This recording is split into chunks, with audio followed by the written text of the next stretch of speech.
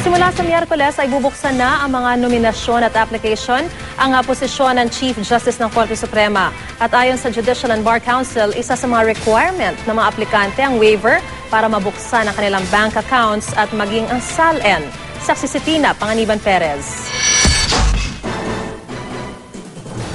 The Judicial and Bar Council has announced the opening for application or recommendation of the position of Chief Justice of the Supreme Court. Simula sa Miyerkules, kasabay ng paglalathala sa mga pahayagan na bakante na ang posisyon ng Chief Justice, tatanggap na ang Judicial and Bar Council ng nominations at applications para sa papalit sa posisyon. Sa pulong ng JBC kanina, napagkasundo ang usisain na rin ang mga ari-arian at dollar deposit na mga posibleng pumalit kay Renato Corona, isyong naging mitya ng pagpapatalsik sa kanya. Sa kauna-unahang pagkakataon, kailangang magsumite ang lahat ng nominado at aplikante sa posisyon ng Chief Justice ng kanilang waiver sa bank deposits at Statement of Assets, Liabilities and Net Worth o SALN. Ayon sa JBC, kasama raw ito sa mga magiging batayan kung karapat-dapat ba ang nominado o aplikante na maging punong mahistrado. Hiniling ko na idagdag ng JBC ang isang requirement na mag-execute ng waiver ng secrecy of bank deposits at FCDU law. Kung merong waiver, we will be able to look into their foreign currency bank accounts, but this will be only for purposes of evaluating the fitness of the possible nominees to the Office of Chief Justice. Mga miyembro lang daw ng JBC ang makakakita sa waiver. Pero na lang kung ang mismo nagsumite ang magsasapubliko nito.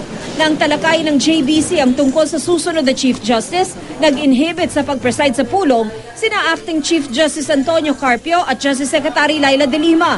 Mga miyembro ng JBC na matunog din ang pangalan bilang posibleng nominado para sa pinakamataas na posisyon sa hudikatura. One thing is sure, I'm not going to apply. No, if somebody or some group would nominate me, then I'll think about it. Dahil dito, si retired Justice Regino Hermosissima Jr. ang nag-preside. But for purposes of voting on the candidates for the position of Chief Justice, both De Lima and Carpio will inhibit themselves. No, they can, but out of delicadeza, I don't think they will. Ang susunod na Chief Justice, dapat may 4 daw na katangian: competence, integrity, probity, at independence. Ang simbolo pa rin ng hustisya para sa akin, babaeng nakapiring. Importante na sa pagpili ng susunod na Chief Justice o punong maestrado, yun pa rin ang dapat niyang maging, yun pa rin ang dapat niyang katawanin at maging simbolo. To me, yung integrity and independence should really count, no?